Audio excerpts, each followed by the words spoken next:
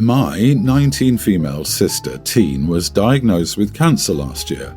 It's been hard on our family and even harder on her. I love my sister and try to be there for her as best as possible.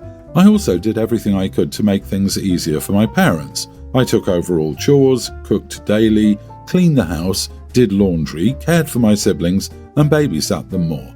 Luckily, she's doing really well and has recently finished her treatment, which is great, and we're all grateful. Our birthdays are 2 weeks apart and hers was 2 weeks ago. My parents bought her a new car to celebrate after everything she went through, which I understand. She does deserve it, but I was a bit surprised because I thought they didn't have any money. My dad has been unwilling to help me get a used car since last year, telling me they don't have the money. I didn't even want him to pay for all of it. I'd been saving up and just wanted them to help me with the rest, but he kept telling me that they had no money for that. Well, my birthday just rolled around and my parents bought me a book that I mentioned in passing and a $25 takeout gift card to a place I like.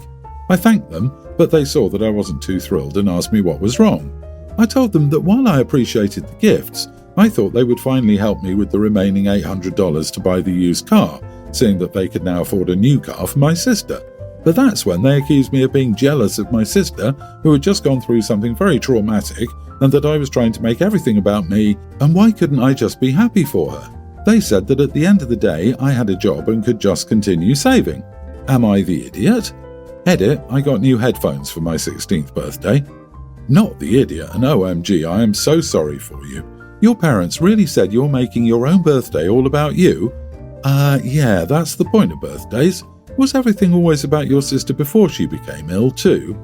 I can't help but point out that you were trying to get their help buying a used car and they bought her a new car. They probably could have bought you both a used car instead, especially with your contribution too. I don't understand why they can't see how this would be hurtful. It's not jealousy to feel undervalued. I understand your sister has been through a nightmare, but siblings of 6 kids always seem to get lost in the panic. It's entirely up to you, but if possible, I'd really talk to your parents about how this made you feel. You stepped up and cared for the household while never giving up on your sister.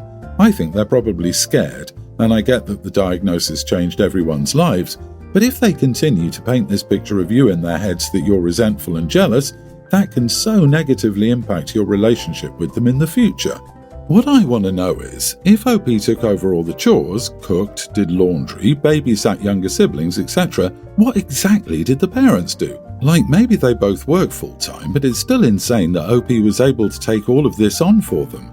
Ungrateful idiots' parents.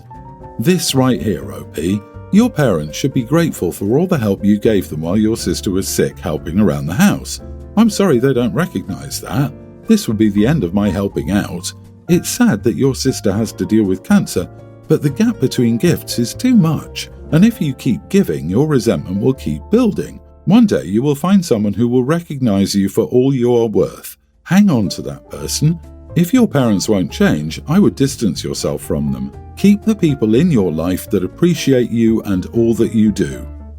I, 27 male, am getting married to my fiancée Millie, 27 female, in a few months. Millie's amazing, and because of her we have everything planned fast, which is why this is a topic of discussion now. So I asked my sister India, 26 female, and my best friend, future brother-in-law when he marries India, Ryder, 27 male, to be my groomspeople. India is technically my best person, but they're sharing everything since it's just the two of them. Millie asked her 3 best friends to be her bridespeople, which includes a guy best friend. Because I asked India and Millie asked a guy best friend to be in our direct wedding parties, my stepfamilies are having a field day over me asking India, but none of my step or half siblings. My parents are divorced, both remarried. My stepfather and mother have a toxic on and off relationship. He has 3 kids from before they met, 2 from after, and they have 2 together. For the last 9 years they've been a little more solid and there have been no breakups. Still toxic. My stepmother is a witch and I hate the woman, and so does India, so there's little to no relationship with her judgmental butt. She had 2 sons before she met my dad.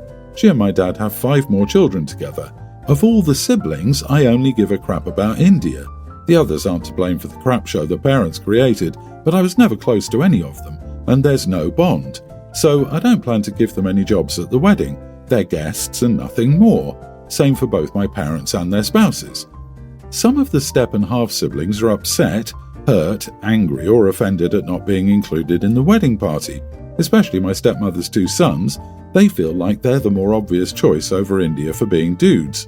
But some of the girls are also just like, if India can do it, why not them as well? I've made it clear nobody else is being asked. My stepfather told me he'd pay for me to include all his kids and I said no. Dad offered to pay for the wedding reception if I asked all the siblings on his side. The answer was also no. Mom told me they would gift us a honeymoon or whatever we wanted for their side, and again, no. My stepmother called me an idiot and told me to think of etiquette and social standing. I told her to screw off with her social standing. I don't give a crap about it. She called me vulgar. I said they can't buy people into the wedding. Several of the people involved told me I was excluding family and harming family harmony. There is none and never was. They said I should think of the younger kids especially and how sad they'll be not to be counted as siblings during the wedding when only India is involved. I asked my mom and dad if they really wanted their younger kids and stepkids included by force when none of them wanted to be in the wedding. I asked if that was really what they were going for. They were both angry at me for describing it that way, which may have been too harsh but no less true.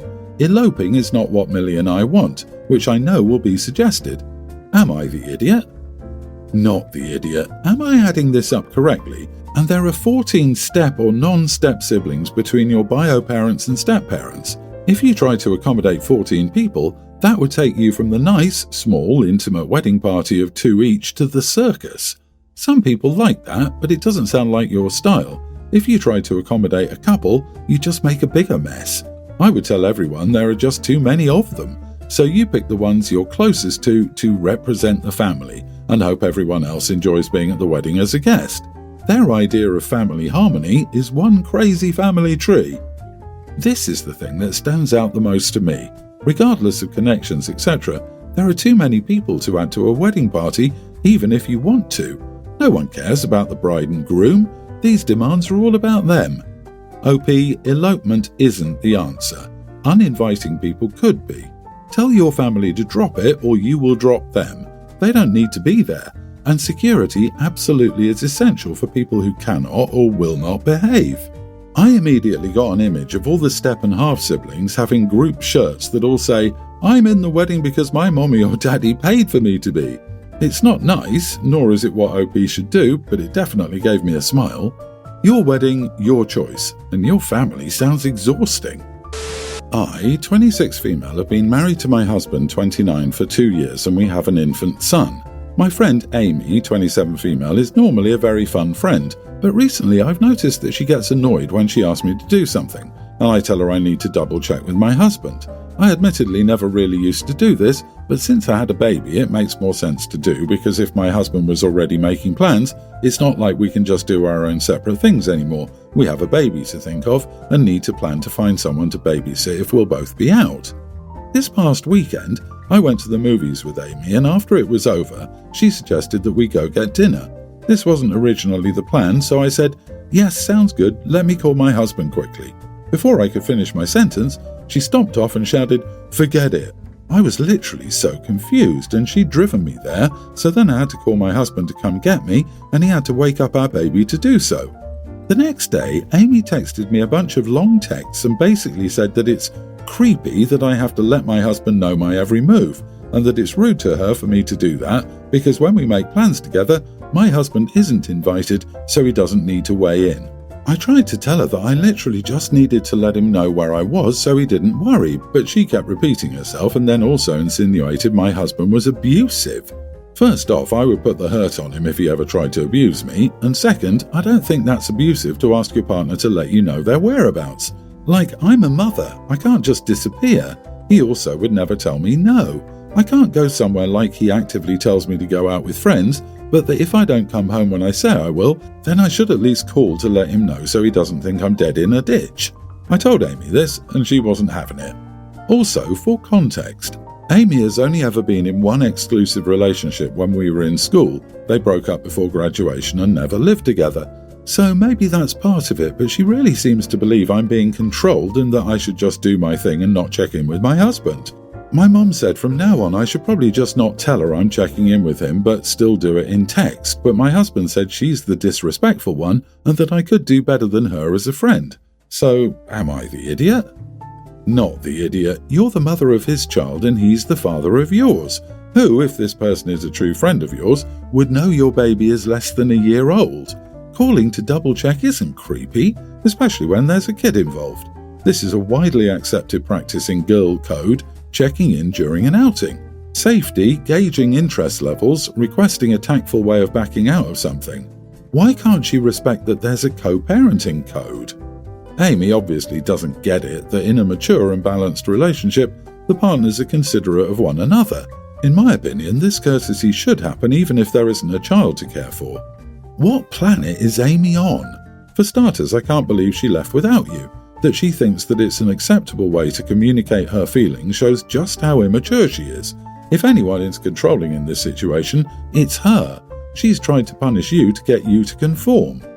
Yep, sounds like Amy's watched too many Lifetime movies. This part brought me up short though. My mom said from now on probably just don't tell her I'm checking in with him but still do it in text.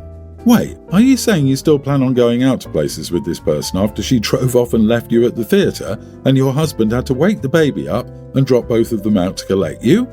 Amy is not a good friend. It's that simple. Don't waste any more of your precious free time with her. My girlfriend and I were invited to an engagement party that my friend from undergrad was having. I found out later that a girl, I'll call her Erin, with whom I went on a few dates in undergrad, was going. Normally this wouldn't matter at all, but after I told her I wasn't feeling a romantic spark, but that we could be friends, Erin flipped out on me.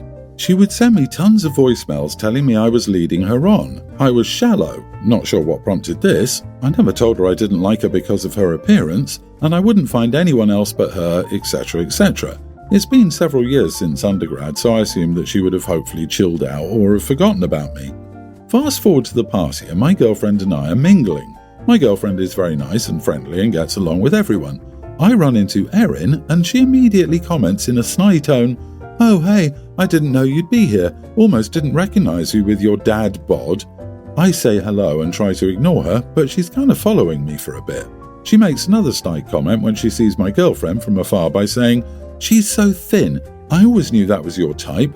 I ask Erin to please leave me alone for the night and she just stomps away. I find my girlfriend and we're hanging out and having fun until Erin comes up to us and makes a comment. "Oh, OP, who's this?" My girlfriend introduced herself politely before I could say something and complimented Erin's nails. Erin doesn't even introduce herself and says in a condescending tone, "I wish I could pull off the dress you're wearing, but I think it only works for people with small boobs." I try to keep my cool because we're all way too old for this, but I became really agitated with Erin making comments about people's bodies. I snapped back and said, "I think it would be difficult to pull off for you in the waist area. If you want to know where we got this dress, I'd be happy to send you a link in a bigger size." Erin immediately recoils. She doesn't say anything and leaves. Later that night, a few mutual friends came up to me saying that they saw Erin sobbing and she told them that I called her fat and ruined her night. My girlfriend tells me Erin was projecting her insecurities onto us and she wasn't even mad, just sad for her. I admit it wasn't the most mature move I've done, but how unwarranted was my comment? Am I the idiot? Not the idiot, you stood up for your girlfriend. Kudos to you. Erin attacked you first and in a very nasty way. She got the taste of her own medicine. Hopefully you let others know she made poor comments first. But the fact that your girlfriend said she feels sorry for Erin and she's not upset, you got yourself a winner. Yep, classic mean girl, non-stop behaviours basically demanding to have a fight for hours on end, and the second clapback happens, she's the victim. I agree with OP, 30s are too old to still be like this. Perhaps he taught her a valuable lesson. It takes no more effort to be nice than it does to be a douche. Probably not though. Considering she went crying to other people about how mean the OP was, she sounds like the type who thinks it's mean when done to her, but if she does it to someone else, it's just telling it like it is. Some people just lack self-awareness and empathy. They can only ever see things from their own point of view. So I'm, 31 female, an adoptive mom to a pre-tween girl named Lily.